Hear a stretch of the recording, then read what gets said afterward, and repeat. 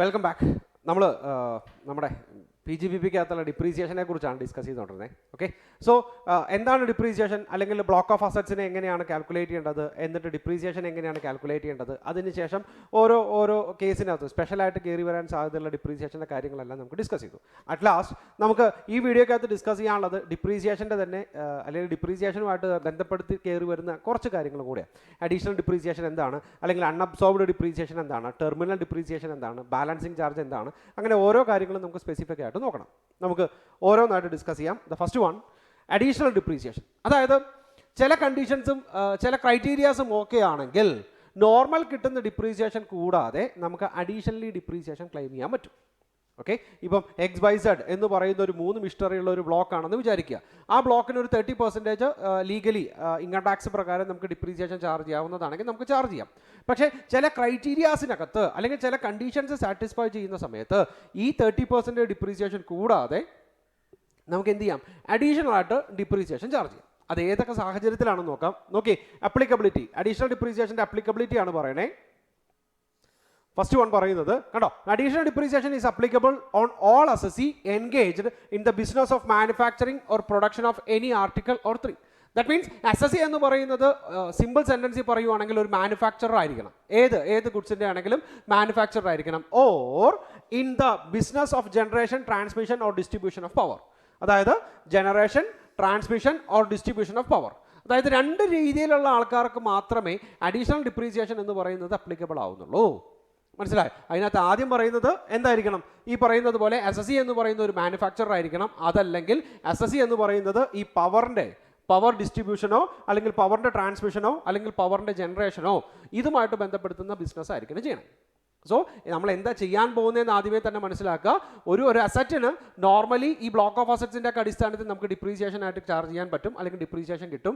പക്ഷേ ഈ രണ്ട് കൂട്ടർക്ക്, മാനുഫാക്ചർക്കോ ഈ പവർ ജനറേഷൻ യൂണിറ്റ്സിനകത്തുള്ള അസസിക്കോ അഡീഷണൽ ഡിപ്രീസിയേഷൻ, നോർമൽ ഡിപ്രീസിയേഷൻ അല്ലാതെ അഡീഷണൽ ഡിപ്രീസിയേഷൻ ആയിട്ടും കൂടെ ക്ലെയിം ചെയ്യാൻ പറ്റും. മനസ്സിലായി? ഇതാണ് ബേസിക് കണ്ടീഷൻസ് അല്ലെങ്കിൽ ബേസിക് അപ്ലിക്കബിലിറ്റി എന്ന് പറയുന്നത്. ഇനി അതിൻ്റെ കൂടുതൽ കാര്യങ്ങൾ എന്താണെന്ന് വെച്ചാൽ, okay, condition to be satisfied. Additional depreciation charge ചെയ്യണമെങ്കിൽ ഇത്രയും കണ്ടീഷൻസ്, അഡീഷണൽ കണ്ടീഷൻസ് കൂടെ പറയുന്നുണ്ട്. First one, assessee must be an industrial undertaking which manufacture or produce any article or thing or in the business of generation, transmission or distribution of power. നേരത്തെ നമ്മൾ പറഞ്ഞ applicability. മനസ്സിലായി? And number 2, assessee acquired and installed after 31st March 2005 a new plant or machinery other than the following. അതായത് 31/3/2005 ശേഷം 31/3/2005 ശേഷം assessee ഒരു പുതിയ പ്ലാന്റോ മിഷനറിയോ വാങ്ങിച്ചിരിക്കണം. മനസ്സിലായി? ഇവിടെ ഓർക്കേണ്ടത്, നമ്മളിവിടെ പറയുന്നത് അസറ്റ് വാങ്ങിക്കണം എന്നല്ല. ഓക്കെ, 31/3/2005 ശേഷം നമ്മൾ ഒരു പുതിയ പ്ലാന്റ് ആൻഡ് മിഷനറി വാങ്ങിച്ചിരിക്കണം, അതർ ദാൻ ദ ഫോളോയിങ്, ഈ പറയുന്നത് ഒഴികെ. ഏതൊക്കെയാ? Ships and aircraft or any plant or machinery which was used either within or outside India by any other person before such installation. മനസ്സിലായി? അതായത് സിമ്പിൾ സെന്ററിനകത്ത് പറയുന്നതാണെങ്കിൽ second hand plant and machineries പാടില്ല, അല്ലെ? ഒറ്റ വാക്കിൽ പറയുകയാണെങ്കിൽ അങ്ങനെയാണ്. ഫസ്റ്റ് വൺ, ഷിപ്പോ എയർക്രാഫ്റ്റോ പാടില്ല, അതിനെ പ്ലാന്റ് ആൻഡ് മിഷനറി ആയിട്ടല്ല ട്രീറ്റ് ചെയ്യണേ, അല്ലെങ്കിൽ അതിനെ അല്ലെങ്കിൽ ഷിപ്പോ എയർക്രാഫ്റ്റ് ആണെങ്കിൽ നിങ്ങൾക്ക് അഡീഷണൽ ഡിപ്രീസിയേഷൻ കിട്ടില്ല. Point number 2, any plant or machinery which was used either within India or outside India by any other person before such installation. Install ചെയ്യുന്നതിന് മുമ്പ് വേറെ ആരെങ്കിലും യൂസ് ചെയ്യാൻ പാടില്ല എന്നാണ് പറയുന്നത്. അതിൻ്റെ അർത്ഥം എന്താ? സെക്കൻഡ് ഹാൻഡ് മിഷനറീസ് ആവരുത്. Okay, and the third one, any plant or machinery installed in office premises or any residential accommodation or guest house. Okay, ഇതിനെ നമുക്ക് എന്തെന്ന് പറയാം? എവിടെ യൂസ് ചെയ്യുന്നതായിരിക്കണം? ഫാക്ടറിക്കകത്ത് യൂസ് ചെയ്യുന്നതായിരിക്കണം, അല്ലെ? ഓഫീസ് പ്രിമീസസിനകത്തോ റെസിഡൻഷ്യൽ അക്കോമഡേഷൻസിനകത്തോ ഗസ്റ്റ് ഹൗസിനോ പാടില്ല എന്ന് പറയുവാണെങ്കിൽ ഉറപ്പായിട്ടും എവിടെയായിരിക്കും? എവിടെയാണോ ഇത് മാനുഫാക്ചർ ചെയ്യുന്നത്, ഗുഡ്സ് എവിടെയാണോ മാനുഫാക്ചർ ചെയ്യുന്നത്, ആ ഫാക്ടറിക്കകത്ത് യൂസ് ചെയ്യുന്ന പ്ലാന്റ് ആൻഡ് മിഷനറീസ് ആയിരിക്കണം. And any office appliances or road transport vehicles. അതായത് ഈ പ്ലാന്റ് ആൻഡ് മിഷനറി എന്ന് പറയുന്നതിനകത്ത് ഓഫീസ് അപ്ലയൻസസോ നമ്മുടെ റോഡ് ട്രാൻസ്പോർട്ട് വെഹിക്കിൾസോ വരില്ല. And any plant or machinery which is allowed for 100% deduction whether by way of depreciation otherwise in the previous year. അതായത് ആ അസറ്റിൻ്റെ full എമൗണ്ടിന് നമുക്ക് 100% deduction charge ചെയ്യാൻ പറ്റും. ഒരു എക്സാമ്പിൾ പറയാം. നമ്മുടെ ഈ സയൻറ്റിഫിക് റിസർച്ചിനൊക്കെ വേണ്ടിയിട്ട് വാങ്ങിക്കുന്ന അസറ്റുകളാണെങ്കിൽ അല്ലേ, നമ്മൾ അങ്ങനെ പറഞ്ഞായിരുന്നു. ക്യാപിറ്റൽ എക്സ്പെൻഡിച്ചർ ആണെങ്കിൽ പോലും അവിടെ 100% ഡിഡക്ഷൻ കിട്ടാനുള്ള സാധ്യതയുണ്ട്. ഈ സ്പെസിഫൈഡ് ബിസിനസ്സിനകത്തും അങ്ങനെ കയറി വരുന്നുണ്ട്. അതായത് നിങ്ങളൊരു പ്ലാന്റ് ആൻഡ് മിഷനറി വാങ്ങിക്കുന്നു, ആ പ്ലാന്റ് ആൻഡ് മിഷനറിയുടെ ഫുൾ എമൗണ്ടും ആക്ച്വൽ കോസ്റ്റ് വരെ വരുന്ന ഫുൾ എമൗണ്ടും നിങ്ങൾക്ക് ഡിഡക്ഷൻ ആയിട്ട് ക്ലെയിം ചെയ്യാൻ പറ്റുമെങ്കിൽ അതിന് നമുക്ക് എന്തായിട്ട് ചാർജ് ചെയ്യാൻ പാടില്ല? ഈ പറയുന്ന അഡീഷണൽ ഡിപ്രീസിയേഷൻ ചാർജ് ചെയ്യാൻ പാടില്ല.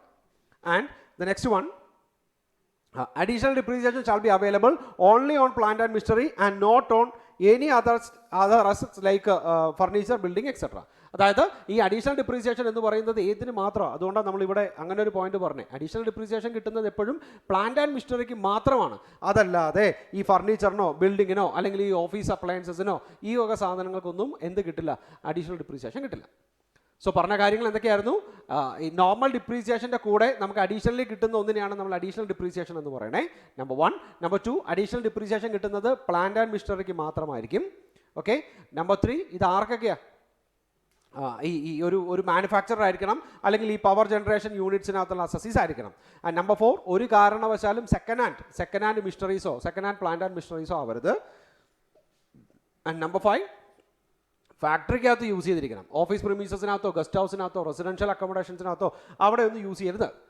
Okay. And the last one, ഈ പറയുന്ന അസറ്റിന് ഓൾറെഡി നമ്മൾ 100% ഡിഡക്ഷൻ കൊടുത്തിട്ടുണ്ടെങ്കിൽ, എക്സ്പെൻഡിച്ചർ അല്ലെങ്കിൽ അലോവബിൾ എക്സ്പെൻഡിച്ചർ ആയിട്ട് നമ്മൾ 100% ഡിഡക്ഷൻ കൊടുത്തിട്ടുണ്ടെങ്കിൽ ഒരു കാരണവശാലും ആ അസറ്റിനും അഡീഷണൽ ഡിപ്രീസിയേഷൻ കിട്ടില്ല. Okay. And the last one, rate of additional depreciation. Okay. 20% of actual cost of such plant and machinery. മനസ്സിലായി? അതായത് നമ്മൾ കഴിഞ്ഞ വീഡിയോക്കകത്ത് നമ്മൾ പറഞ്ഞായിരുന്നു, ഡിപ്രീസിയേഷന് ബ്ലോക്കായിട്ട് തരംതിരിക്കുമ്പം നമ്മൾ ചെയ്ത പ്രോബ്ലത്തിന് നമ്മൾ കണ്ടായിരുന്നു, ചില ബ്ലോക്കിൻ്റെ ഡിപ്രീസിയേഷൻ എന്ന് പറയുന്നത് 15% ആണ്, ചിലത് 10% ആണ്, ചിലത് 30% ആണ്, ചിലത് 35% ആണ്, ചിലത് 25% ആണ് അല്ലേ. അങ്ങനെ ഓരോ അസറ്റിൻ്റെയും ക്യാരക്ടർ അനുസരിച്ച് അല്ലെങ്കിൽ ആ ബ്ലോക്ക് അനുസരിച്ച് നോർമൽ റേറ്റ് ഓഫ് ഡിപ്രീസിയേഷൻ എന്ന് പറയുന്നത് മാറിക്കൊണ്ടേയിരിക്കും ആണല്ലോ.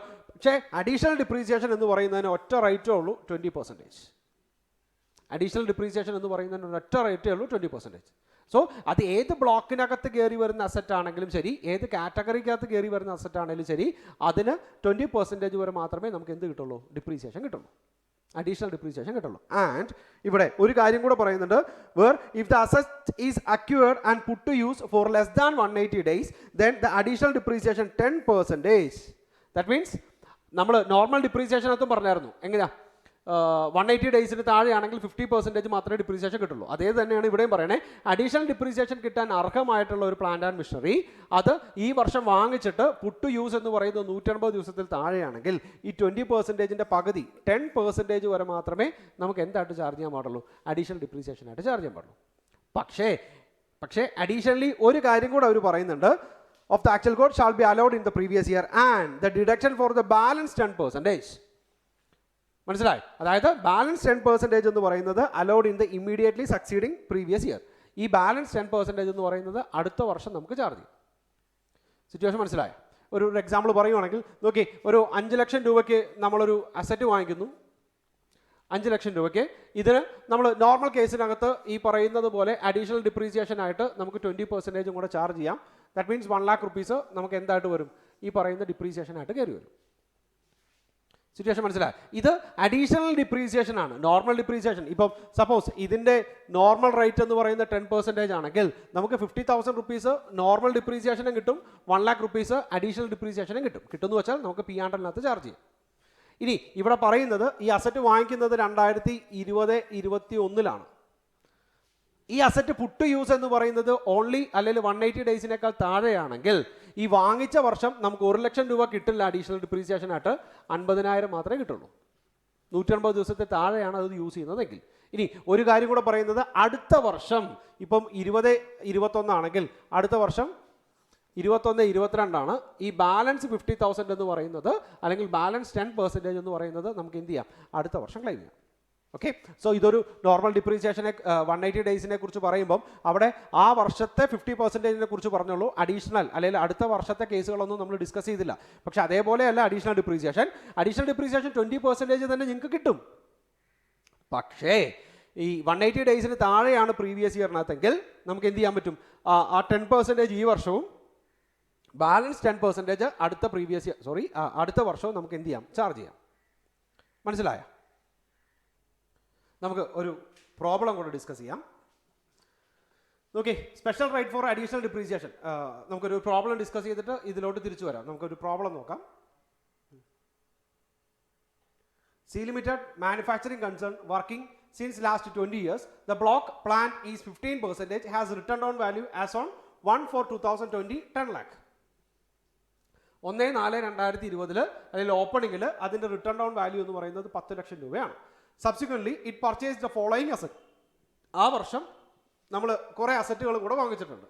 ഏതൊക്കെയാണെന്ന് നോക്കി. പ്ലാന്റ് എ വാങ്ങിച്ചത് 7/4/2020 6 ലക്ഷം രൂപയ്ക്കാണ് വാങ്ങിച്ചത്. അതിൻ്റെ റേറ്റ് ഓഫ് ഡിപ്രീസിയേഷൻ 15% ആണ്. എല്ലാം ഇതേ ബ്ലോക്കിലായതുകൊണ്ട് എല്ലാം 15% തന്നെ ആയിരിക്കും. And next one, plan B എന്ന് പറയുന്നത് 7/12/2020 വാങ്ങിച്ചത്. അത് 2 ലക്ഷം രൂപയ്ക്കാണ് വാങ്ങിക്കണേ. ആൻഡ് നെക്സ്റ്റ് വൺ സി, 5/5/2021 വാങ്ങിക്കുന്നു. 5/5/2021 വാങ്ങിക്കുന്നു. അതിന് 2,50,000 രൂപയാണ്. ആൻഡ് പ്ലാൻ ഡി വാങ്ങിക്കുന്നത് 6/12/2020 അപ്പം 1 ലക്ഷം രൂപയ്ക്കാണ് അത് വാങ്ങിക്കണേ. ഇനി എന്താ ചോദിച്ചിരിക്കണേ? Plan B installed on 7/5/2021. Plant B എന്ന് പറയുന്നത് വാങ്ങിക്കുന്നത് 7/12/2020 ഇത് ഇൻസ്റ്റാൾ ചെയ്യുന്നത് 7/5/2021. Compute the additional depreciation. മനസ്സിലായി? സോ ഇവിടെ 2 പ്രീവിയസ് ഇയർ കയറി വരും. ഏതൊക്കെയാ? 2020 2021 വരും. കൂടാതെ 21 22 ഇങ്ങനെ 2 പ്രീവിയസ് ഇയറിനകത്ത് കയറി വരും. നമുക്ക് അങ്ങനെ കൺഫ്യൂഷൻ ആവണ്ട. ഓരോന്നിൻ്റെയും ഏതൊക്കെ വർഷങ്ങളാണ് അഡീഷണൽ ഡിപ്രീസിയേഷൻ എന്ന് മാത്രം നോക്കിയാൽ മതി. നോക്കാം. അതായത് നമുക്ക് ടോട്ടൽ ഡിപ്രീസിയേഷനെ കുറിച്ചല്ല ഇവിടെ ചോദിച്ചിരിക്കണേ. ആകെ കൂടെ ഓരോ പ്ലാന്റിൻ്റെയും അഡീഷണൽ ഡിപ്രീസിയേഷനെ കുറിച്ച് മാത്രം നിങ്ങൾ നോക്കിയാൽ മതി. The first one, plant A വാങ്ങിക്കുന്നത് എത്രയാ? 6 ലക്ഷം രൂപയ്ക്കാണ് വാങ്ങിക്കണേ. അത് എപ്പോഴാണ്? 7/4/2020 നമ്മൾ അക്യൂർ ചെയ്യണേ. 7/4/2020 നമ്മൾ അക്യൂർ ചെയ്യണേ അല്ലേ? സോ അങ്ങനെ വരുന്ന സാഹചര്യത്തിൽ നോക്കി, 2020 21 എന്ന് പറയുന്ന പ്രീവിയസ് ഇയറിൽ 6 ലക്ഷത്തിൻ്റെ എത്ര ശതമാനം? അഡീഷണൽ ഡിപ്രീസിയേഷൻ 20% ആണ്. സോ 20% 1,20,000 ഏത് അസസ്മെന്റ് ഇയറിൽ കിട്ടും? 21 22 എന്ന് പറയുന്ന അസസ്മെന്റ് ഇയറിൽ കിട്ടും. That means previous year 20 21. മനസ്സിലായോ? ഒരിക്കൽ കൂടെ, പ്ലാന്റ് എ വാങ്ങിക്കുന്നത് 6 ലക്ഷം രൂപയ്ക്കാണ്. 7/4/2020 അത് വാങ്ങിക്കുന്നത്. അതുകൊണ്ട് ആ 6 ലക്ഷത്തിൻ്റെ 20%, 1,20,000 രൂപ എന്ന് പറയുന്നത് 21 22 എന്ന് പറയുന്ന അസസ്മെന്റ് ഇയറിൽ കിട്ടും. ഈ അഡീഷണൽ ഡിപ്രീസിയേഷൻ ഒറ്റ വർഷമേ കിട്ടുള്ളൂ, എല്ലാ വർഷവും കിട്ടില്ല കേട്ടോ. അഡീഷണൽ ഡിപ്രീസിയേഷൻ എന്ന് പറയുന്നത് വാങ്ങിക്കുന്ന ആദ്യത്തെ വർഷം, ആദ്യത്തെ പ്രീവിയസ് ഇയറിനകത്ത് മാത്രമേ നമുക്ക് കിട്ടുള്ളൂ. Okay. And the second one, okay, 2 lakh രൂപയ്ക്കാണ് വാങ്ങിക്കണേ. 7/12/2020 അത് വാങ്ങിക്കണേ. ആണോ? പക്ഷേ ഇത് യൂസ് ചെയ്യുന്നത് എപ്പോൾ മാത്രമോ? 7/5/2021 എന്ന് പറയുന്ന പ്രീവിയസ് ഇയറിലാണ്. അതായത് 21 22 എന്ന് പറയുന്ന പ്രീവിയസ് ഇയറിലാണ് അത് യൂസ് ചെയ്യുന്നത്. അങ്ങനെയാണെങ്കിൽ 22 23 എന്ന് പറയുന്ന അസസ്മെന്റ് ഇയറിലെ നമുക്കത് എന്ത് ചെയ്യുള്ളൂ? ഡിപ്രീസിയേഷൻ ആയിട്ട് ക്ലെയിം ചെയ്യാൻ പറ്റുള്ളൂ. അസറ്റ് എന്ന് വാങ്ങിച്ചു എന്നുള്ളതിലല്ല ഡിപ്രീസിയേഷൻ ചാർജ് ചെയ്യണേ. അസറ്റ് എന്ന് യൂസ് ചെയ്ത് തുടങ്ങി എന്നുള്ള രീതിയിലാണ് നമ്മൾ ഡിപ്രീസിയേഷൻ ചാർജ് ചെയ്യണേ അല്ലേ? സോ അങ്ങനെ വരുന്ന നേരത്ത് നോക്കി, 7/12/2020 വാങ്ങിച്ച അസറ്റ് യൂസ് ചെയ്യാൻ തുടങ്ങുന്നത് 7/5/2021. ദാറ്റ് മീൻസ് 21 22 എന്ന് പറയുന്ന പ്രീവിയസ് ഇയർ വരും. 22 23 എന്ന് പറയുന്ന അസസ്മെന്റ് ഇയറും വരും. അതിന് എത്രയാണ് ഡിപ്രീസിയേഷൻ പറഞ്ഞത്? 2 ലക്ഷം രൂപയാണ് അസറ്റിന്റെ വാല്യൂ. ആ 2 ലക്ഷത്തിന്റെ 20% 40,000 രൂപ ഏത് അസസ്മെന്റ് ഇയറിൽ? 22 23 എന്ന് പറയുന്ന അസസ്മെന്റ് ഇയറിൽ ചാർജ് ചെയ്യും. ആൻഡ് ദ തേർഡ് വൺ, 5/5/2021 അത് വാങ്ങിക്കണേ. അതായത് ഇവിടെ 21 22 എന്ന് പറയുന്നതാണ് നമ്മുടെ പ്രീവിയസ് ഇയർ ആയിട്ട് പറഞ്ഞേ. സോ അസസ്മെന്റ് ഇയർ എത്ര വരും? 22 23 എന്ന് പറയുന്ന അസസ്മെന്റ് ഇയർ വരും. ആണോ? അവിടെ പറഞ്ഞിരിക്കുന്നത് എന്താ? എത്ര രൂപയ്ക്കാ? 2,50,000 രൂപയ്ക്കാണ് നമ്മളത് വാങ്ങിക്കണേ. സിറ്റുവേഷൻ മനസ്സിലായല്ലോ? ഓക്കെ, 2,50,000 രൂപയ്ക്ക് അത് വാങ്ങിക്കുന്നു. ആ വർഷം ആ 2,50,000ത്തിൻ്റെ 20% 50,000 രൂപ നമുക്ക് അടുത്ത അസസ്മെന്റ് ഇയർ 22 23 എന്ന് പറയുന്ന അസസ്മെന്റ് ഇയറിനകത്ത് ചാർജ് ചെയ്യാം. ഇനി നാലാമത്തെ 6/12/2020 വാങ്ങിക്കണേ. 6/12/2020. ദാറ്റ് മീൻസ് പ്രീവിയസ് ഇയർ 2020 21 എന്ന് വരും അല്ലേ? അസസ്മെന്റ് ഇയർ 21 22 എന്ന് വരും. ഇവിടെ ശ്രദ്ധിക്കേണ്ട ഒരു സാധനം എന്നാണെന്നറിയാമോ? കേട്ടോ, 6/12/2020 180 ഡേയ്സിന് താഴെ മാത്രമേ നമ്മളത് യൂസ് ചെയ്യുന്നുള്ളൂ അല്ലേ? 6/12 എന്ന് വെച്ചാൽ പിന്നെയുള്ള ജാനുവരി ഫെബ്രുവരി മാർച്ചാ, 3 മാസം കൂടെ കൂട്ടുമ്പോൾ മാക്സിമം 90 ഡേയ്സ്. ഈ പറയുന്ന 12 ദിവസം കഴിഞ്ഞ് ബാക്കി 18 ദിവസം കൂടെ കൂടുമ്പോൾ 108 അല്ലെങ്കിൽ ഒരു 110 ദിവസം വരും മാക്സിമം. ഓക്കെ. സോ ഇവിടെ ഈ പ്ലാന്റ് ഡി എന്ന് പറയുന്ന മിസ്റ്ററി എത്ര മാത്രമേ ഉള്ളൂ? 150 ദിവസത്തിൽ താഴെ മാത്രമാണ് യൂസ് ചെയ്യണേ. ആയതുകൊണ്ട് നോക്കി 20 വാങ്ങിച്ചാൽ previous year 20, 21, assessment year 21, 22. So first assessment ഇയറിൽ 21, 22 നമുക്ക് 10,000 റുപ്പീസ് ക്ലെയിം ചെയ്യാൻ പറ്റും. അടുത്ത അസസ്മെന്റ് ഇയറിൽ നമുക്ക് എഗെയിൻ 10,000 റുപ്പീസും കൂടെ ക്ലെയിം ചെയ്യാൻ പറ്റും. കാരണം എന്താ, ടോട്ടൽ അസറ്റിന്റെ വാല്യൂ എന്ന് പറയുന്നത് 1 ലക്ഷമാണ്. ആ 1 ലക്ഷത്തിന്റെ 10% ആദ്യത്തെ വർഷം ചെയ്യാൻ പറ്റുള്ളൂ. ബാലൻസ് 10% എന്ന് പറയുന്നത് അടുത്ത പ്രീവിയസ് ഇയറിനകത്താണ് അല്ലേ. കാരണം അഡീഷണൽ ഡിപ്രീസിയേഷനകത്ത് നമ്മൾ അങ്ങനെ ഒരു കാര്യം പറഞ്ഞായിരുന്നു. ഈ വർഷം വാങ്ങിച്ച അസറ്റ് 150 ദിവസത്തിൽ താഴെ മാത്രമാണ് നമ്മൾ യൂസ് ചെയ്യുന്നതെങ്കിൽ നമുക്ക് എന്ത് ചെയ്യാം, ഈ വർഷം ദാറ്റ് മീൻസ് ഈ പ്രീവിയസ് ഇയറിനകത്ത് നമുക്കൊരു ഒരു 10% ഡിപ്രീസിയേഷൻ അഡീഷണൽ ഡിപ്രീസിയേഷൻ ചാർജ് ചെയ്യാം. അടുത്ത പ്രീവിയസ് ഇയറിനകത്ത് നമുക്ക് എന്ത് ചെയ്യാം, ബാലൻസ് 10% അഡീഷണൽ ഡിപ്രീസിയേഷൻ ആയിട്ട് ചാർജ് ചെയ്യാം കേട്ടോ. ഇവിടെ ഞാൻ വീണ്ടും പറയുന്നു, നിങ്ങൾ ഓർത്തിരിക്കേണ്ട ഒരൊറ്റ കാര്യമുള്ളൂ, ഈ അഡീഷണൽ ഡിപ്രീസിയേഷൻ എന്ന് പറയുന്നത് എല്ലാ വർഷവും കിട്ടില്ല. ഏത് വർഷം മാത്രമേ കിട്ടുള്ളൂ, ഈ പ്ലാന്റ് വാങ്ങിച്ച് യൂസ് ചെയ്യാൻ തുടങ്ങുന്ന ആദ്യത്തെ വർഷം മാത്രമേ നമുക്ക് എന്ത് ചാർജ് ചെയ്യാൻ പാടുള്ളൂ, ഈ അഡീഷണൽ ഡിപ്രീസിയേഷൻ എന്ന് പറയുന്ന സാധനം ചാർജ് ചെയ്യാൻ പാടുള്ളൂ. സോ വാങ്ങിക്കുന്ന വർഷം 150 ദിവസത്തിൽ താഴെയാണെങ്കിൽ നമുക്ക് 10% ഇപ്പോഴും ബാക്കി 10% അടുത്ത വർഷം ചാർജ് ചെയ്യും.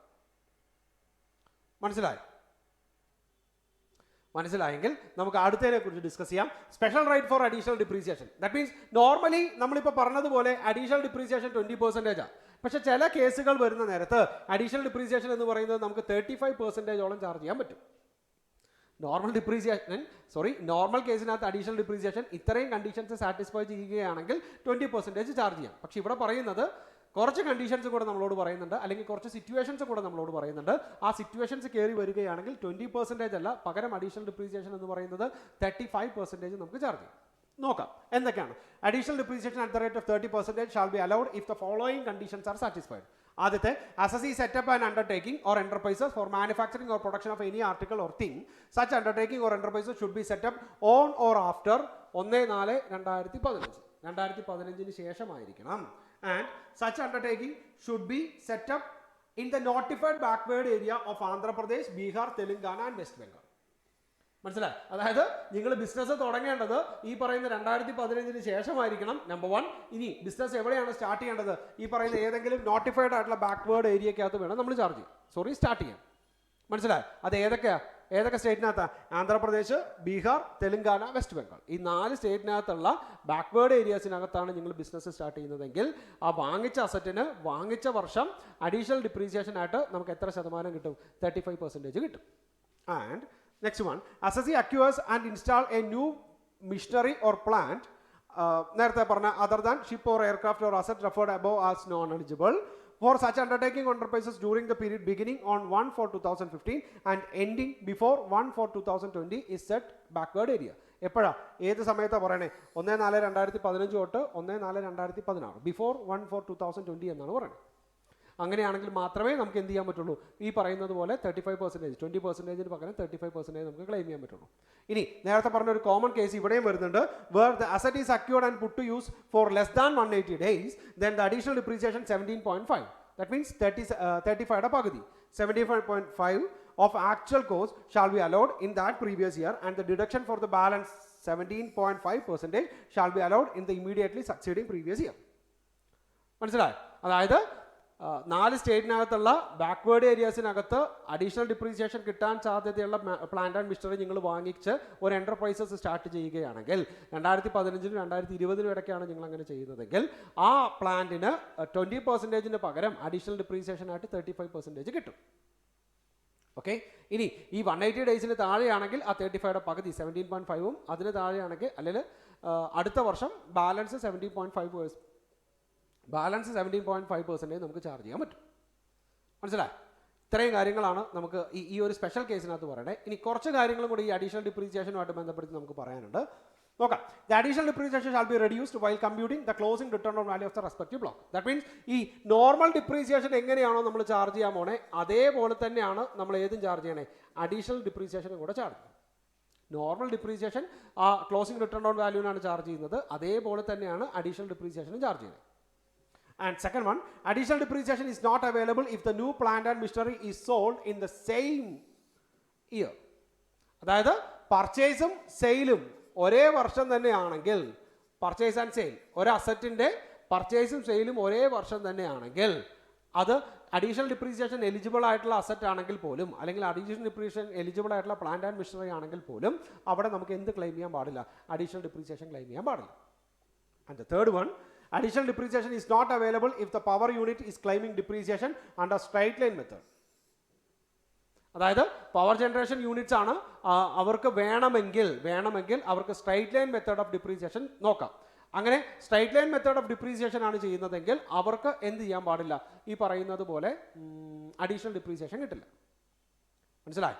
സോ നോർമൽ കേസിനകത്ത് എന്താണ് അഡീഷണൽ ഡിപ്രീസിയേഷൻ എന്ന് ആലോചിക്കുക. നോർമൽ ഡിപ്രീസിയേഷനേക്കാൾ അഡീഷണൽ ആയിട്ട് ഒരു 20% നമുക്ക് കിട്ടും. പ്ലാന്റ് ആൻഡ് മെഷീനറി ആയിരിക്കണം, അത് അസസി ഒന്നില്ലെങ്കിൽ മാനുഫാക്ചർ ആയിരിക്കണം, അല്ലെങ്കിൽ ഈ പവർ ജനറേഷൻ യൂണിറ്റ്സ് ആയിരിക്കണം. അത് വാങ്ങിക്കുന്ന വർഷങ്ങളിൽ മാത്രമേ കിട്ടുള്ളൂ, അത് സെക്കൻഡ് ഹാൻഡ് ഗുഡ്സിന് കിട്ടില്ല. അങ്ങനെ കുറേ കണ്ടീഷൻസ് പറഞ്ഞു. ആ 4 സ്റ്റേറ്റിനകത്തുള്ള ബാക്ക്വേർഡ് ഏരിയസിനകത്താണെങ്കിൽ 15-നും 20-നും ഇടയ്ക്കാണെങ്കിൽ 35% നമുക്ക് എന്തായിട്ടും കിട്ടും? അഡീഷണൽ ഡിപ്രീസിയേഷൻ ആയിട്ട് കിട്ടും. പിന്നെ ഇവിടെ പറഞ്ഞ കേസ് പർച്ചേസ് സെയിലും ഒരു വർഷം തന്നെയാണെങ്കിൽ അവിടെ അഡീഷണൽ ഡിപ്രീസിയേഷൻ ക്ലെയിം ചെയ്യാൻ പാടില്ല. കൂടാതെ നോർമൽ ഡിപ്രീസിയേഷൻ നിങ്ങൾ എങ്ങനെയാണോ ചാർജ് ചെയ്യുന്നത് അതേപോലെ തന്നെ അഡീഷണൽ ഡിപ്രീസിയേഷനും ക്ലോസിംഗ് റിട്ടേൺ ഡൗൺ വാല്യൂ നിന്ന് ചാർജ് ചെയ്യണം. And the last one and the important one, ഈ പവർ ജനറേഷൻ യൂണിറ്റ്സ് എന്ന് പറയുന്നത് അവർ ചാർജ് ചെയ്യുന്ന, അല്ലെങ്കിൽ ആ അസറ്റ് ചാർജ് ചെയ്യുന്ന ഡിപ്രീസിയേഷൻ എന്ന് പറയുന്നത് നമ്മുടെ റിട്ടേൺ ഡൗൺ വാല്യൂവിൻ്റെ അടിസ്ഥാനത്തിലല്ല, പകരം സ്ട്രൈറ്റ് ലൈൻ മെത്തേഡിൻ്റെ അടിസ്ഥാനത്തിലാണെങ്കിൽ അവർക്ക് എന്ത് ചെയ്യാൻ പറ്റില്ല? അവർക്ക് ഈ പറയുന്നത് പോലെ അഡീഷണൽ ഡിപ്രീസിയേഷൻ ക്ലെയിം ചെയ്യാൻ പാടില്ല. പക്ഷേ അവർക്ക് ചാർജ് വരുന്ന, അല്ലെങ്കിൽ അവർക്ക് ചെയ്യാൻ പറ്റുന്ന വേറെ കാര്യങ്ങളാണ്. കാരണം അവർ നോർമൽ കേസ് പോലെയല്ല, അവർ സ്ട്രൈറ്റ് ലൈൻ മെത്തേഡ് അനുസരിച്ചിട്ടാണ് ഡിപ്രീസിയേഷൻ ചാർജ് ചെയ്യുന്നത്. ഓക്കെ, നെക്സ്റ്റ് വൺ നമുക്ക് ഇപ്പോൾ പറഞ്ഞതിൽ നിന്ന് കണക്ട് ചെയ്ത് തന്നെ നമുക്ക് ഡിസ്കസ് ചെയ്യാം. അതായത് പവർ ജനറേറ്റിംഗ് യൂണിറ്റ് ആണെങ്കിൽ അവർ straight line method of depreciation ആണ് യൂസ് ചെയ്യുന്നതെങ്കിൽ അവർക്ക് അഡീഷണൽ ഡിപ്രീസിയേഷൻ എന്ന് പറയുന്നത് ക്ലെയിം ചെയ്യാൻ പറ്റില്ല എന്നാണ് പറഞ്ഞത് അല്ലേ. സോ അത് വെച്ച് തന്നെ, അത് മനസ്സിൽ കിടക്കട്ടെ, അത് വെച്ച് തന്നെ നമുക്ക് അടുത്തൊരു സെക്ഷനും കൂടെ പഠിക്കാം. നോക്കി, അപ്ലിക്കബിൾ ടു ദ അസസി, അതായത് ഇവിടെ 2 പുതിയ ടേം ആണ് നമ്മൾ പറയാൻ പോണേ, terminal depreciation and balancing charge. ഞാനത് കണക്ട് ചെയ്യാൻ പറയാൻ കാരണം നിങ്ങൾക്ക് ഓർമ്മ പെട്ടെന്ന് നിൽക്കും. മനസ്സിലായി? So straight line method of depreciation follow ചെയ്യുന്ന പവർ ജനറേഷൻ യൂണിറ്റ്സിന് അഡീഷണൽ ഡിപ്രീസിയേഷൻ കിട്ടില്ല. പക്ഷേ അവർക്ക് അതിന് ബദലായിട്ടാണ് ഈ പറയുന്ന ടെർമിനൽ ഡിപ്രീസിയേഷനും ബാലൻസിങ് ചാർജ് എന്ന് പറയുന്ന 2 ടേമും കൂടെ പറഞ്ഞത്. നോക്കാം. Okay, applicable to assessee engaged in generation or generation of distribution of power and condition assessee must follow straight line method of depreciation as at specific right. Assessee എന്ത് method use ചെയ്യണം? ഏത് method use ചെയ്യണം? Straight line method of depreciation use ചെയ്യണം. And the asset is sold, discarded, demolished or destroyed in the previous year. അതായത് ആ asset previous ഇയറിനകത്ത് നമ്മൾ sale ചെയ്യുകയോ അല്ലെങ്കിൽ അത് ഡിസ്ട്രോയ്ഡ് ആയിട്ട് പോവുകയോ വേറെ ആർക്കെങ്കിലും കൊടുക്കുകയോ അങ്ങനെ എന്തെങ്കിലും ചെയ്തിരിക്കണം. സിറ്റുവേഷൻ മനസ്സിലായി? അങ്ങനെയാണെങ്കിൽ other than the previous year in which it is first brought in to use. അതായത് other than the previous year in which it is first brought in to use. That means ഈ പറയുന്നത് പോലെ സെയിലും പർച്ചേസും same ഇയറിനകത്ത് ആവരുത്. മനസ്സിലായി? So ഒരു power generation യൂണിറ്റിലുള്ള ഒരു assessee, ആ assessee straight line method of depreciation ആണ് യൂസ് ചെയ്തിട്ടുള്ളതെങ്കിൽ അങ്ങേര് വാങ്ങിച്ചിരിക്കുന്ന അസറ്റിന്, പ്ലാന്റ് അല്ലെങ്കിൽ പ്ലാന്റ് ആൻഡ് മെഷീനറി എന്ന് പറയുന്ന അസറ്റിന് നമുക്ക് എന്ത് ചാർജ് ചെയ്യാൻ പറ്റും? ഈ പറയുന്ന terminal depreciation or balancing charge എന്ന് പറയുന്നത് നമുക്ക് ചാർജ് ചെയ്യാൻ പറ്റും. ഏത് അസറ്റാണ്? ഓക്കെ, അവിടെ പറയുന്ന കണ്ടീഷൻ ഇത്രേ ഉള്ളൂ. എന്താ? സെയിലും പർച്ചേസും ഒരു വർഷം ആവരുത്. ഇനി ഏത് വർഷമാണോ നമ്മൾ സെയിൽ ചെയ്യുന്നത് ആ വർഷമേ നമുക്ക് ഈ പറയുന്ന പോലെ ടെർമിനൽ ഡിപ്രീസിയേഷനോ ബാലൻസിങ് ചാർജോ കിട്ടുള്ളൂ. മനസ്സിലായെങ്കിൽ നമുക്കത് എന്താണെന്ന് നോക്കാം. Terminal depreciation, balance charge. നോക്കി, terminal depreciation or balance charge. First one, sale consideration എന്ന് പറയുന്നത് റിട്ടേൺ ഡൗൺ വാല്യൂവിനേക്കാൾ കുറവാണ്. എപ്പോഴത്തെ റേറ്റ് അനുസരിച്ച്? Of first on asset on first day of previous year. അതായത് പ്രീവിയസ് ഇയറിനകത്ത് അല്ലെങ്കിൽ ഓപ്പണിംഗ് റിട്ടേൺ ഡൗൺ വാല്യൂ എന്ന് പറയുന്നത് സെയിൽ കൺസിഡറേഷനേക്കാൾ കൂടുതലാണ്. അങ്ങനെയാണെങ്കിൽ തീർച്ചയായിട്ടും നമുക്ക് അവിടെ ലോസ് ആണ് സംഭവിക്കണേ. ആ ലോസിനെയാണ് നമ്മൾ ടെർമിനൽ ഡിപ്രീസിയേഷൻ എന്ന് പറയണേ. ആ ടെർമിനൽ ഡിപ്രീസിയേഷൻ എന്ന് പറയുന്നത് fully allowed as deduction as a business loss. അങ്ങനെ ഉണ്ടാവുന്ന ലോസിനെ നമുക്ക് ഫുള്ളി അലൗ ചെയ്യാം, ഡിപ്രീസിയേഷൻ അലൗബിൾ എക്സ്പെൻഡിച്ചർ ആയിട്ട് നമുക്ക് ചാർജ് ചെയ്യാം. മനസ്സിലായി? ഒരു എക്സാമ്പിൾ പറയാവേ. ഇപ്പം 1/4/2019 നമ്മളൊരു അസറ്റ് വാങ്ങിക്കുന്നു. 1/4/2019 ഒരു അസറ്റ് വാങ്ങിക്കുന്നു. ആ അസറ്റ് 5 ലക്ഷം രൂപയ്ക്കാണ് നമ്മൾ വാങ്ങിക്കണേ, 5 lakh. സോ നോക്കി, ഇതിൻ്റെ 10% ആണ് നമുക്ക് എന്തായിട്ട് പറഞ്ഞേ? ഡിപ്രീസിയേഷൻ ആയിട്ട് പറഞ്ഞേ. ഇവിടെ സ്ട്രൈറ്റ് ലൈൻ മെത്തേഡ് ഓഫ് ഡിപ്രീസിയേഷനെ യൂസ് ചെയ്യാവൂ. അങ്ങനെയാണെങ്കിൽ 1/4/2019 2020 അതിൻ്റെ വാല്യൂ എന്ന് പറയുന്നത് 4,50,000 രൂപയാവും. 1/4/2020. കാരണം എന്താ, 5,00,000ന്റെ 10%, 50,000 രൂപ നമുക്ക് ഡിപ്രീസിയേഷൻ ആയിട്ട് ചാർജ് ചെയ്യാം, സ്ട്രൈറ്റ് ലൈൻ മെത്തേഡ് ആയതുകൊണ്ട്. സോ ബാലൻസ് 4,50,000 രൂപയേ ഉള്ളൂ. ഇനി അടുത്ത വർഷം 1/4/2021 ആവുമ്പോൾ എഗെയിൻ നമുക്കൊരു 50,000 രൂപ ഡിപ്രീസിയേഷൻ ചാർജ് ചെയ്യാം. സോ ഇപ്പോൾ അസറ്റിൻ്റെ വാല്യൂ എന്ന് പറയുന്നത് 4,00,000 രൂപയാണ്. ഓപ്പണിംഗ് ഏത് വർഷം? 1/4/2021. ദാറ്റ് മീൻസ് 21-22 എന്ന് പറയുന്ന പ്രീവിയസ് ഇയറിനകത്ത് ആ അസറ്റിൻ്റെ വാല്യൂ, ഓപ്പണിംഗ് വാല്യൂ എന്ന് പറയുന്നത് 4,00,000 രൂപയാണ്. ഈ അസറ്റ് ആ വർഷം നമ്മൾ സെയിൽ ചെയ്യുന്നത് 3,00,000 രൂപയ്ക്കാണെന്ന് വിചാരിക്കുക. അതായത് റിട്ടേൺ ഡൗൺ വാല്യൂ 4,00,000 രൂപ വില വരുന്ന ഒരു അസറ്റ് നമ്മൾ 3,00,000 രൂപയ്ക്കാണ് സെയിൽ ചെയ്യുന്നതെങ്കിൽ ഓക്കെ, ബാലൻസ് 1,00,000 രൂപ നമുക്ക് നമ്മുടെ ലോസ് ആയിട്ട് വരും. ആ ലോസിനെയാണ് നമ്മൾ എന്തായിട്ട് ട്രീറ്റ് ചെയ്യണേ? ടെർമിനൽ ഡിപ്രീസിയേഷൻ ആയിട്ട് ട്രീറ്റ് ചെയ്യണേ. ആ ടെർമിനൽ ഡിപ്രീസിയേഷൻ ആയിട്ടുള്ള ലോസ് ആ പറയുന്ന പ്രീവിയസ് ഇയറിനകത്ത്, ദാറ്റ് മീൻസ് 2021-22 എന്ന് പറയുന്ന പ്രീവിയസ് ഇയറിനകത്ത് നമ്മുടെ P&L അക്കൗണ്ടിനകത്ത് ആ 1,00,000 രൂപ ഫുള്ളായിട്ട് ടെർമിനൽ ഡിപ്രീസിയേഷൻ എന്ന് കാണിക്കാം. ദാറ്റ് മീൻസ് അതിനെ നമുക്ക് എക്സ്പെൻഡിച്ചർ ആയിട്ട് ട്രീറ്റ് ചെയ്യാം. ഇനിയുള്ളത് ഇതിൻ്റെ ഒരു ഓപ്പോസിറ്റ് കേസാണ്. That means it's called balancing charge. അതായത് സെയിൽ കൺസിഡറേഷൻ എന്ന് പറയുന്നത് റിട്ടേൺ ഡൗൺ വാല്യൂവിനേക്കാൾ കൂടുതലാണ്. ഏത്? ഓപ്പണിംഗ് ഡേറ്റിലുള്ള റിട്ടേൺ ഡൗൺ വാല്യൂവിനേക്കാൾ കൂടുതലാണ് സെയിൽ കൺസിഡറേഷൻ. ഇപ്പോൾ ഒരു എക്സാമ്പിൾ പറയുവാണെങ്കിൽ നോക്കി, 5 lakh rupees ആയിരുന്നു നമ്മുടെ ഓപ്പണിംഗ് റിട്ടേൺ ഡൗൺ വാല്യൂ. അതായത് ഒരു എക്സാമ്പിളും കൂടെ പറയാം. 6,00,000 രൂപയ്ക്കാണ് നമ്മൾ അസറ്റ് വാങ്ങിച്ചത്. ഒറിജിനൽ കോസ്റ്റ് 2 വർഷം മുമ്പ് അസറ്റ് വാങ്ങിക്കുന്നത് 6,00,000 രൂപയ്ക്കാണ്. ദാറ്റ് മീൻസ് 6,00,000 രൂപയാണ് അസറ്റിന്റെ ഒറിജിനൽ കോസ്റ്റ്. ഇപ്പോൾ അതിന്റെ റിട്ടേൺ ഡൗൺ വാല്യൂ എന്ന് പറയുന്നത്, ഈ വർഷം ഓപ്പണിംഗിൽ അതിന്റെ റിട്ടേൺ ഡൗൺ വാല്യൂ എന്ന് പറയുന്നത് 5,00,000 രൂപ വരെ മാത്രമേ ഉള്ളൂ എന്ന് വിചാരിക്കാം. ഇവിടെ സെയിൽ കൺസിഡറേഷൻ എന്ന് പറയുന്നത് ഇതിനേക്കാൾ കൂടുതലാണെങ്കിൽ, ഏതിനേക്കാൾ? ഈ റിട്ടേൺ ഡൗൺ വാല്യൂവിനേക്കാൾ കൂടുതലാണെന്ന് വിചാരിക്കാം. സപ്പോസ് ഒരു 5,25,000 റുപ്പീസ് ആണ് നമ്മുടെ സെയിൽ കൺസിഡറേഷൻ ആണെന്ന് വിചാരിക്കാം. മനസ്സിലാ? ഇവിടെ ബാലൻസിങ് ചാർജ് പഠിക്കുന്ന നേരത്ത് ഈ പറഞ്ഞ ഒറിജിനൽ കോസ്റ്റിനും കൂടെ ഇമ്പോർട്ടൻസ് ഉണ്ട്. എന്താണെന്ന് പറയാം. ഇപ്പോൾ ഇങ്ങനെ മാത്രം നിങ്ങൾ കണക്കാക്കുക. അതായത് 6,00,000 രൂപയ്ക്ക് നമുക്ക് വാങ്ങിച്ചൊരു അസറ്റ് 5,00,000 രൂപയാണ് അതിൻ്റെ ഈ വർഷത്തെ ഓപ്പണിംഗ് റിട്ടേൺ ഡൗൺ വാല്യൂ. അത് നമ്മൾ 5,25,000 രൂപയ്ക്കാണ് വിൽക്കണേ. ദാറ്റ് മീൻസ് റിട്ടേൺ ഡൗൺ വാല്യൂവിനേക്കാൾ കൂടുതലാണ് നമ്മൾ വിൽക്കുന്നതെങ്കിൽ ഈ 25,000 റുപ്പീസിനെ നമുക്ക് എന്താണെന്ന് പറയാം? ബാലൻസിങ് ചാർജ് ആണെന്ന് പറയാം. ഓക്കെ, ഈ 25,000 റുപ്പീസിൻ്റെ ബാലൻസിങ് ചാർജ് ആണെന്ന് പറയാം. എന്നിട്ട് അതിനെ നമുക്ക് എന്തായിട്ട് തന്നെ ട്രീറ്റ് ചെയ്യാം കേട്ടോ? Under the head PGBP. That means അത് ബിസിനസിൻ്റെ ഇൻകം ആയിട്ട് തന്നെ ട്രീറ്റ് ചെയ്യാം. ഇവിടെ ഒരു കേസും കൂടെ അഡീഷണലി നമ്മളോട് പറയുന്നത് എന്താണെന്ന് വെച്ചാൽ, ഇങ്ങനെ കിട്ടുന്ന സെയിൽ കൺസിഡറേഷൻ അസറ്റിൻ്റെ കോസ്റ്റിനേക്കാൾ കൂടുതലാണെന്ന് വിചാരിക്കുക. എങ്ങനെയായിരുന്നു? ഇങ്ങനെ കിട്ടുന്ന സെയിൽ കൺസിഡറേഷൻ അസറ്റിൻ്റെ ഒറിജിനൽ കോസ്റ്റിനേക്കാൾ കൂടുതലാണ്. അതായത് ഇവിടെ 5,25,000 രൂപയല്ല സെയിൽ കൺസിഡറേഷൻ, നേരെ തിരിച്ച് 6,10,000 രൂപയാണ് സെയിൽ കൺസിഡറേഷൻ. ഓക്കെ, ശ്രദ്ധിക്കണം. 6,00,000 രൂപയ്ക്ക് വാങ്ങിച്ച asset opening return down value ആയിട്ട് നമുക്ക് 5,00,000 രൂപയേ ഉള്ളൂ. ഈ വർഷത്തെ ഓപ്പണിംഗ് റിട്ടേൺ ഡൗൺ വാല്യൂ ആയിട്ട് 5,00,000 രൂപയേ ഉള്ളൂ. ഈ അസറ്റ് നമ്മൾ സെയിൽ ചെയ്യുന്നത് 6,10,000 രൂപയ്ക്കാണ്. അങ്ങനെയാണെങ്കിൽ 1,10,000 രൂപയായിരിക്കും ഈ സെയിലിൽ നിന്ന് നമുക്കുണ്ടാകുന്ന പ്രോഫിറ്റ് അല്ലേ? അങ്ങനെയല്ലേ? അതായത് 6,00,000 രൂപയ്ക്ക് വാങ്ങിച്ച അസറ്റ് ഇപ്പോൾ അതിൻ്റെ റിട്ടേൺ ഡൗൺ വാല്യൂ എന്ന് പറയുന്നത് 5,00,000 രൂപയേ ഉള്ളൂ. സോ 1,10,000 രൂപ കൂടി 6,10,000 രൂപയ്ക്കാണ് നമ്മളിത് സെയിൽ ചെയ്യണേ. ദാറ്റ് മീൻസ് നമ്മുടെ ഇവിടെ പ്രോഫിറ്റ് എന്ന് പറയുന്നത് 1,10,000. ഇവിടെ നമ്മളോട് പറയുന്നത് എന്താണെന്നറിയാമോ? ഇത് കണ്ടോ, sale consideration less original cost. അതായത് ഒറിജിനൽ കോസ്റ്റിനേക്കാൾ കൂടുതൽ രൂപയ്ക്കാണ് നിങ്ങൾ അത് വിൽക്കുന്നതെങ്കിൽ ആ ഒറിജിനൽ കോസ്റ്റിനേക്കാൾ കൂടിയ എമൗണ്ട് എത്രയാണോ അതിനെ എന്തായിട്ട് ട്രീറ്റ് ചെയ്യേണ്ടി വരും? ക്യാപിറ്റൽ ഗെയിൻ ആയിട്ട് ട്രീറ്റ് ചെയ്യേണ്ടി വരും.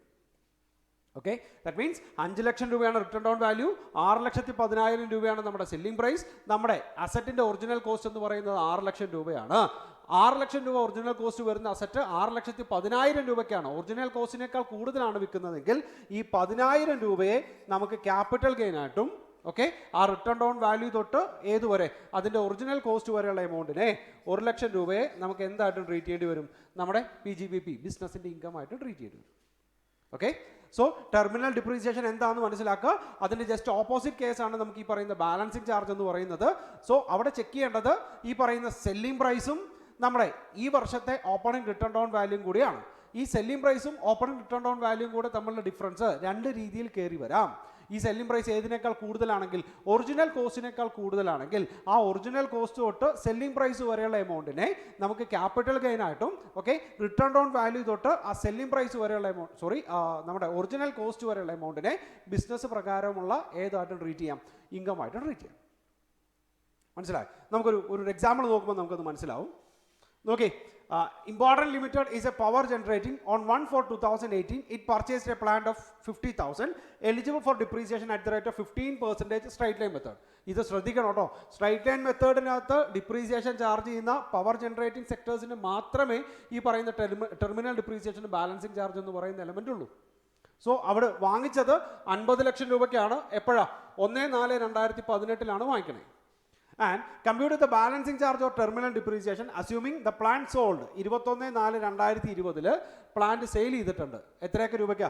7,50,000, 30 ലക്ഷം, 45 ലക്ഷം, 50 ലക്ഷം. സോ ഇവിടെ നോക്കിയേ, അസറ്റിന്റെ ഒറിജിനൽ കോസ്റ്റ് എന്ന് പറയുന്നത് 50 ലക്ഷം രൂപ വരും. വാങ്ങിക്കുന്നത് 1/4/2018.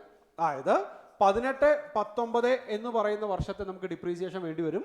ആൻഡ് 19-20 എന്ന് പറഞ്ഞ വർഷത്തെയും ഡിപ്രീസിയേഷൻ വേണ്ടി വരും. കാരണം ഇത് സെയിൽ ചെയ്യുന്ന എപ്പോഴാണ്?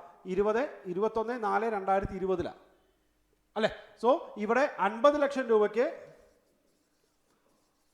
15% ഡിപ്രീസിയേഷൻ ചാർജ് ചെയ്യുമ്പോൾ 7,50,000 രൂപ നമുക്ക് ഒരു വർഷം ഡിപ്രീസിയേഷൻ വരും. ഓക്കെ, അങ്ങനെ 2 വർഷമാകുമ്പോൾ 15 ലക്ഷം രൂപ നമുക്ക് ടോട്ടൽ ഡിപ്രീസിയേഷൻ വരും. സോ ഈ ഒറിജിനൽ കോസ്റ്റിൽ നിന്ന് 15 ലക്ഷം രൂപ നമുക്ക് ഡിപ്രീസിയേഷൻ മൈനസ് ചെയ്യാം. മൈനസ് ചെയ്യുന്ന നേരത്ത് കണ്ടോ, 1/4/2020 എന്ത് കിട്ടും? റിട്ടേൺ ഡൗൺ വാല്യൂ കിട്ടും. റിട്ടേൺ ഡൗൺ വാല്യൂ കിട്ടും. എത്രയൊക്കെയാ? 35 ലക്ഷം വെച്ച് വരും. 4 സിറ്റുവേഷൻ. ഇനി ആദ്യത്തെ കേസ് നോക്കി, ഇത് 35 ലക്ഷം രൂപ വില വരുന്ന സാധനം സെയിൽ പ്രൊസീഡ്സ് എന്ന് പറയുന്നത് ആകെ എത്ര മാത്രമേ ഉള്ളൂ? 7,50,000 രൂപ മാത്രമേ ഉള്ളൂ. സോ ഡിഫറൻസ് വരുന്ന 27,50,000 രൂപ എന്ന് പറയുന്നത് നമ്മുടെ ടെർമിനൽ ഡിപ്രീസിയേഷൻ ആയിട്ട് ചാർജ് ചെയ്യാം. സോ അത് ലോസ് ആണെങ്കിൽ തീർച്ചയായിട്ടും ടെർമിനൽ ഡിപ്രീസിയേഷൻ തന്നെ ആയിരിക്കും. ആൻഡ് ദ സെക്കൻഡ് വൺ, 35 ലക്ഷം രൂപ വില വരുന്ന സാധനം 30 ലക്ഷം രൂപയ്ക്കാണ് സെയിൽ ചെയ്യണേ.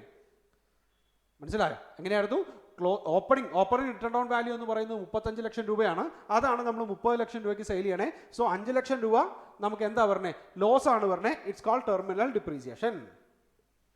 And in third case 35 lakh രൂപയാണ് വില പറഞ്ഞേ. അത് സെയിൽ ചെയ്യുന്ന എത്രയാ? 45 ലക്ഷം രൂപയ്ക്കാണ് സെയിൽ ചെയ്യണേ. മനസ്സിലായി? ഇങ്ങനെ സെയിൽ പ്രൈസ് റിട്ടേൺ ഡൗൺ വാല്യൂവിനേക്കാൾ കൂടുതലാണെങ്കിൽ നമ്മൾ ഏതുമായിട്ടും കൂടെ കമ്പയർ ചെയ്യണം. അതിൻ്റെ ഒറിജിനൽ കോസ്റ്റുമായിട്ടും കൂടെ കമ്പയർ ചെയ്യണം. ഒറിജിനൽ കോസ്റ്റിനേക്കാൾ കൂടുതൽ പോകുന്നുണ്ടോ എന്ന് ചെക്ക് ചെയ്യണം. ഇവിടെ പോകുന്നില്ല. കാരണം എന്താ? 35 ലക്ഷം രൂപയെ 45 ലക്ഷം രൂപയ്ക്കാണ് വിൽക്കുന്നത് അല്ലേ? ഒറിജിനൽ കോസ്റ്റ് 50 ആണ്. അങ്ങനെയാണെങ്കിൽ നോക്കി, 10 ലക്ഷം രൂപയായിരിക്കും നമ്മുടെ പ്രോഫിറ്റ്. അതിനെ നമുക്ക് എന്തായിട്ട് ട്രീറ്റ് ചെയ്യാം?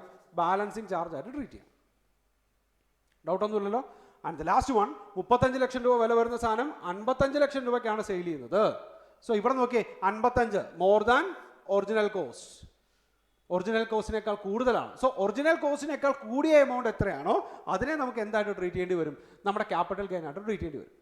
അതായത് 35 ലക്ഷം തൊട്ട് 50 ലക്ഷം രൂപ വരെ ആ ഒറിജിനൽ കോസ്റ്റ് വരെയുള്ള എമൗണ്ടിനെ നമ്മുടെ PGBP പ്രകാരവും ഓക്കെ ആൻഡ് ഒറിജിനൽ കോസ്റ്റിനേക്കാൾ കൂടുതൽ വരുന്ന 5 ലക്ഷം രൂപയെ നമുക്ക് നമ്മുടെ ക്യാപിറ്റൽ ഗെയിൻ ആയിട്ട് ട്രീറ്റ് ചെയ്യേണ്ടി വരും.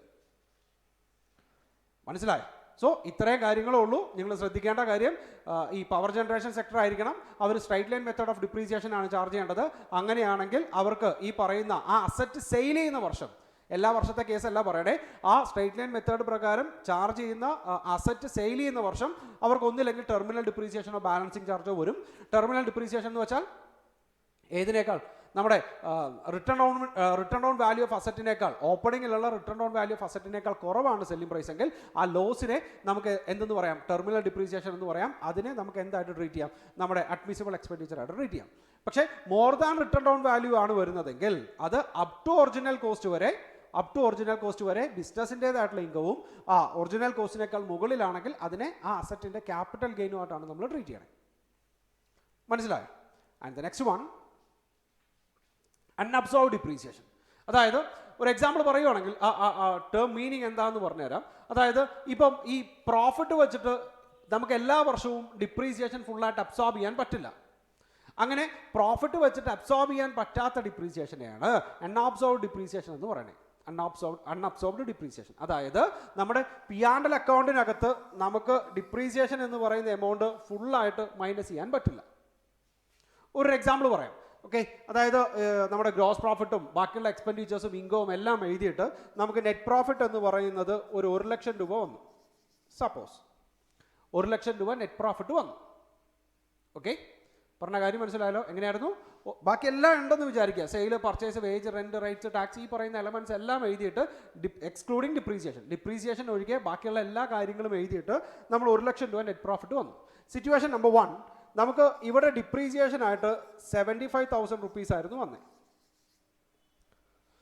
അങ്ങനെയാണെങ്കിൽ ഈ നെറ്റ് പ്രോഫിറ്റിൽ നിന്ന് 75,000 റുപ്പീസ് മൈനസ് ചെയ്യാം. നമ്മുടെ പുതിയ നെറ്റ് പ്രോഫിറ്റ് എന്ന് പറയുന്നത് 25,000 രൂപ വരും അല്ലേ? 1 ലക്ഷത്തിൽ നിന്ന് ഡിപ്രീസിയേഷൻ ഫുള്ളായിട്ട് അബ്സോർബ് ചെയ്തു. ഇവിടെ നോക്കി, ഇവിടെ ഈ പ്രോഫിറ്റ് വെച്ചിട്ട് നമ്മൾ ഫുള്ളായിട്ടുള്ള ഡിപ്രീസിയേഷൻ അബ്സോർബ് ചെയ്തു. ഇനി രണ്ടാമത്തെ സിറ്റുവേഷൻ, ഇവിടെ 1,75,000 രൂപയാണ് ഡിപ്രീസിയേഷൻ എന്ന് വിചാരിക്കുക. മനസ്സിലായോ? ആകെക്കൂടെ ബിഫോർ ചാർജിങ് ഡിപ്രീസിയേഷൻ എന്ന് പറയുന്നത് 1 ലക്ഷം രൂപ മാത്രമേ ഉള്ളൂ. പക്ഷേ ഡിപ്രീസിയേഷൻ എന്ന് പറയുന്നത് 1,75,000 റുപ്പീസ് ഉണ്ട്. അങ്ങനെയാണെങ്കിൽ ഈ 1 ലക്ഷം രൂപ വരെ മാത്രമേ നമുക്ക് എന്ത് ചെയ്യാൻ പറ്റുള്ളൂ? ഈ വർഷത്തെ പ്രോഫിറ്റിൽ നിന്ന് അബ്സോർബ് ചെയ്യാൻ പറ്റുള്ളൂ. ആണോ? അങ്ങനെയാണെങ്കിൽ ബാലൻസ് വരുന്ന 75,000 റുപ്പീസിനെയാണ് നമ്മൾ എന്തെന്ന് പറയണേ? അൺഅബ്സോർബ്ഡ് ഡിപ്രീസിയേഷൻ എന്ന് പറയണേ. അതായത് നമുക്ക് ചാർജ് ചെയ്യേണ്ട ഡിപ്രീസിയേഷൻ നമുക്കുള്ള നെറ്റ് പ്രോഫിറ്റിനേക്കാൾ കൂടുതലാണെങ്കിൽ, അങ്ങനെ പറയുന്നതായിരിക്കും കുറച്ചും കൂടെ എളുപ്പം, അല്ലെങ്കിൽ അങ്ങനെ പറയുന്നതായിരിക്കും കുറച്ചും കൂടെ നിങ്ങൾക്ക് മനസ്സിലാക്കാൻ പറ്റുന്നത്. ആക്ച്വലി നമ്മുടെ PGBP പ്രകാരം നമ്മൾ കാൽക്കുലേറ്റ് ചെയ്തിരിക്കുന്ന ഡിപ്രീസിയേഷൻ എന്ന് പറയുന്നത് നെറ്റ് പ്രോഫിറ്റിനേക്കാൾ കൂടുതലാണെങ്കിൽ ആ ഡിപ്രീസിയേഷനെ ഫുൾ എമൗണ്ടും ഈ വർഷത്തെ പ്രോഫിറ്റ് ആൻഡ് ലോസ് അക്കൗണ്ടിൽ നിന്ന് നമുക്ക് എന്ത് ചെയ്യാൻ പറ്റില്ല? അബ്സോർബ് ചെയ്യാൻ പറ്റില്ല. അങ്ങനെ വരുന്ന സാഹചര്യങ്ങളിൽ അത് അടുത്ത വർഷങ്ങളിലോട്ട് ക്യാരി ഫോർവേഡ് ചെയ്യാമെന്നാണ് പറയുന്നത്.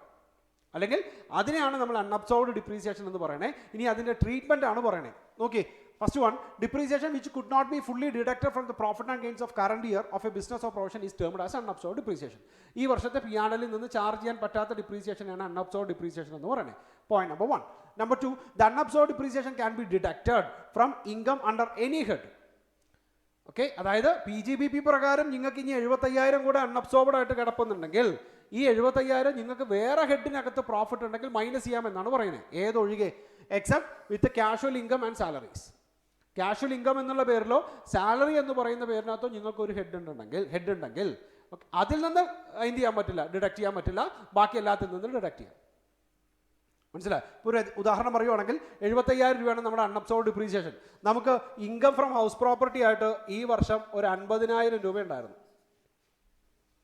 മനസ്സിലായി? അതായത് അപ്പം ഈ 75,000-നെ നമുക്ക് എവിടെ പോയിട്ട് സെറ്റ് ഓഫ് ചെയ്യാം? ഈ ഇൻകം ഫ്രം ഹൗസ് പ്രോപ്പർട്ടി എടുത്ത് സെറ്റ് ഓഫ് ചെയ്യാം. അങ്ങനെയാണെങ്കിൽ ബാലൻസ് വരുന്നത് എത്ര മാത്രമായിരിക്കും? 25,000 രൂപ മാത്രമായിരിക്കും. ബാലൻസ് 25,000 മാത്രമായിരിക്കും നമ്മുടെ അൺഅബ്സോർബ്ഡ് ഡിപ്രീസിയേഷൻ. സോ PGBP പ്രകാരം നമുക്ക് അബ്സോർബ് ചെയ്യാൻ പറ്റാത്ത ഡിപ്രീസിയേഷനെ നമുക്ക് എന്ത് ചെയ്യാം? ട്രാൻസ്ഫർ ചെയ്യാം. ഈ സാലറിയും ക്യാഷ് ഇൻകവും ഒഴികെ വേറെ ഏതെങ്കിലും ഹെഡിൽ നിന്ന് നമുക്ക് എടുക്കാൻ പറ്റുവാണെങ്കിൽ അത് നമുക്ക് ട്രാൻസ്ഫർ ചെയ്യാം. അവിടെ വെച്ചിട്ട് അബ്സോർബ് ചെയ്യാം. എന്നിട്ടും ബാലൻസ് വരികയാണെങ്കിൽ, നോക്കി, ഈ പറഞ്ഞ എക്സാമ്പിൾ പ്രകാരമാണെങ്കിൽ 25,000 രൂപ വീണ്ടും ബാലൻസ് പറഞ്ഞാൽ ഇങ്ങനെ വരുന്ന ഡിപ്രീസിയേഷനെ നമുക്ക് എന്ത് ചെയ്യാൻ പറ്റും? That means if depreciation still remains unabsorbed, it can be carried forward to indefinite period and can be set off against any income. അതായത് എന്നിട്ടും ബാലൻസ് വരികയാണെങ്കിൽ വരുന്ന വർഷങ്ങളിൽ, ഇനി ഉണ്ടാവുന്ന വർഷങ്ങളിൽ ക്യാരി ഫോർവേഡ് ചെയ്യാം. അതായത് അടുത്ത വർഷങ്ങളിൽ പ്രോഫിറ്റ് വരികയാണെങ്കിൽ നമുക്ക് എന്ത് ചെയ്യാം? അടുത്ത വർഷത്തെ പ്രോഫിറ്റിൽ നിന്ന് ഈ അൺഅബ്സോർബ്ഡ് ഡിപ്രീസിയേഷൻ നമുക്ക് അബ്സോർബ് ചെയ്യാം. And the last one, the unabsorbed depreciation can be carried forward even return of the income is not filed. Income, ഈ പറയുന്ന നമ്മുടെ ഇൻകം ടാക്സിൻ്റെ റിട്ടേൺ ഫയൽ ചെയ്തില്ലെങ്കിൽ പോലും നമുക്ക് എന്ത് ക്ലെയിം ചെയ്യാമെന്നാണ് പറയുന്നത്? അൺഅബ്സോർബ്ഡ് ഡിപ്രീസിയേഷൻ ചാർജ് ചെയ്യാം, ക്ലെയിം ചെയ്യാമെന്നാണ് പറയുന്നത്. മനസ്സിലായി?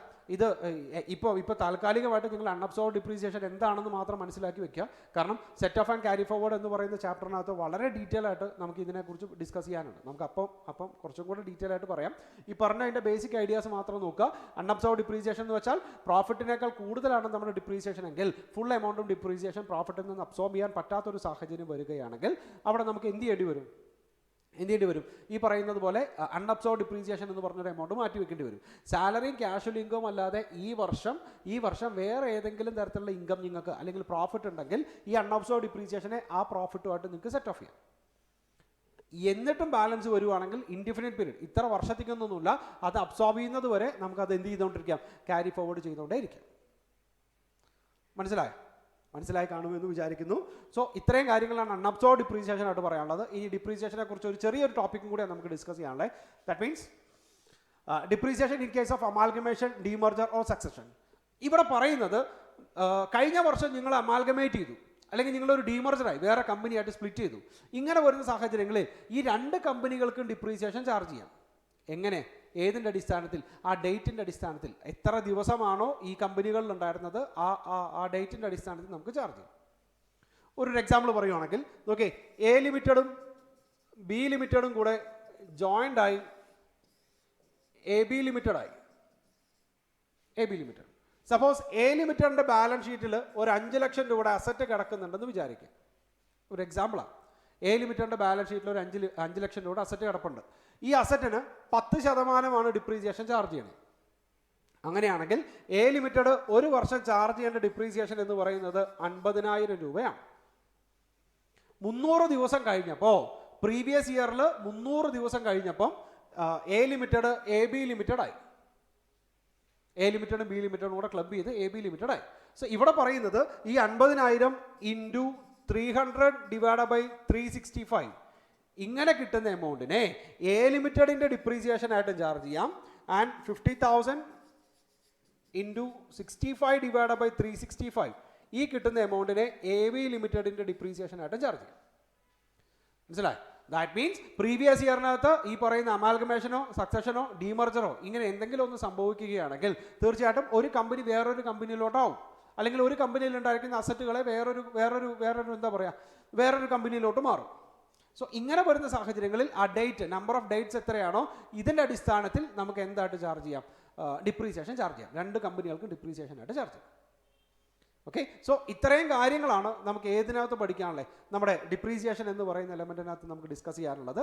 നമുക്ക് അടുത്ത വീഡിയോയിൽ ഫേമിൻ്റെ അസസ്മെൻറ്റ്, ഈ PGBP ആയിട്ട് തന്നെ ബന്ധപ്പെടുത്തി കയറി വരുന്ന നമ്മുടെ പാർട്ട്ണർഷിപ്പ് ഫേമിൻ്റെ അസസ്മെൻറ്റിനെ കുറിച്ച് കാണാം. Okay, by.